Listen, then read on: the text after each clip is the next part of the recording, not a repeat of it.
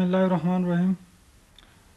سلامونه او احترامات ټول مرګل ته خدای دوی کې چې ټول روغ جوړ سي. شاه کمپیوټر ټریننګ چینل لخوا یو ځل بیا تاسو سره د کمپیوټر صفري زده کړې واتیاومه ویډیو شیر کوم.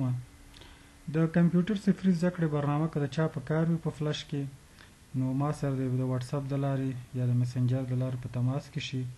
ډیر په ارزانه بیه 2 GB فلش سره ټوله ډیټا ورته ډیر په ارزانه بیه زموږ څخه ترلاسه کولی شي. نور د کمپیوټر کوم پروګرامونه چې ډیټابیس کې څه پکار وي، سی پلس پروګرامینګ کې، ویب کې، نو ټول پیکیجونه ما سره شته دی. تاسو کولی شئ چې په ارزان قیمت د کابل کې هم درکولی شم، ننګرهار کې هم درته ډیټا درکولی شم، او نور ولایتونو ته مشکل دی که د چا خپل وي نو کولی شم چې زه یې ورته کابل کې ورکړم، هغه یې ورته ورکړي. نو ډیر ارزانه بیه باندې تاسو کولی شئ چې هغه خپل کور کې هم وګورئ. د کمپیوټر صفري واتیاومه ویډیو ته راځو. فارمیټ موضوع ده. فارمیټ کور خپل ډیزاین ته ویل کېږي. لکه مثال یو څه ته رنګ ورکړي، یو څه مثال رنګ کمې زیاتې یا سایز کمې زیاتې، دې ته فارمیټ وایي. اول رو هایټ دی. ګورئ موږ ویل دې ته رو وایي. د رو سایز تاسو زیاتوئ، نو بای ډیفالت رو ته خپله سایز چې دی خپله کمپنۍ 15 پکسله ورکړی.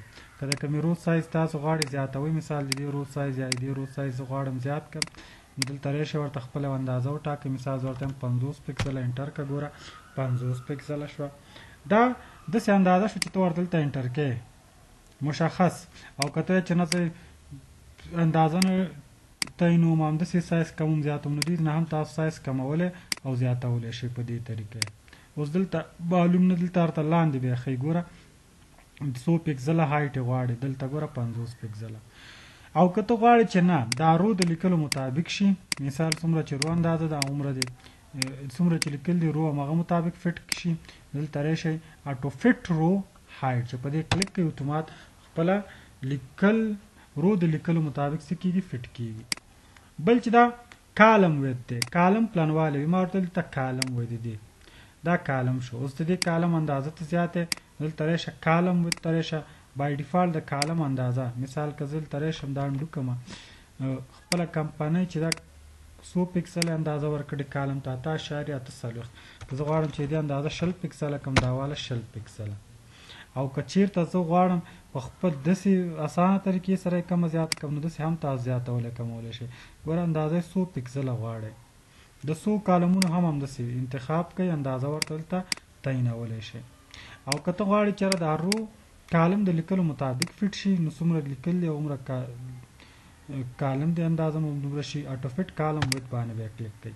دا وګورئ د کالم د لیکلو مطابق څه شو فټ شو. او بل د ډیفالټ ویت. اوس مثال ما د کالم سایز زیات کړی، ما ته ډیفالټ دا معنا سټینډر هغه سایز چې کمپنۍ ورکړی سایز اوس ما ته نه دی معلوم چې څو دی. ډیفالټ ویت ته راشئ، ګوره ډیفالټ اندازه یې څو ده 8.3. نو ته دلته بیا ډیفالټ ویت ورته تعینولی شئ چې 8.3 اندازه ورکړه، 3 ورکړه. دا موږ نننی درس و. وړې ویډیوګانې ځکه جوړم زیاتره خلکو تقاضا وه، اوږدې وې موږ آنلاین هم نشو لیدلی، او بل ډاونلوډ کوئ. نو زه یم چې آنلاین وګورئ وړې ویډیوګانې دي. انشاءالله بل ویډیو کې به زموږ او ستاسو ویزیبیلیټي موضوع وي. نو چینل لایک کړئ، سبسکرایب کړئ، ملګرو سره هم شیر کړئ. ښه وخت.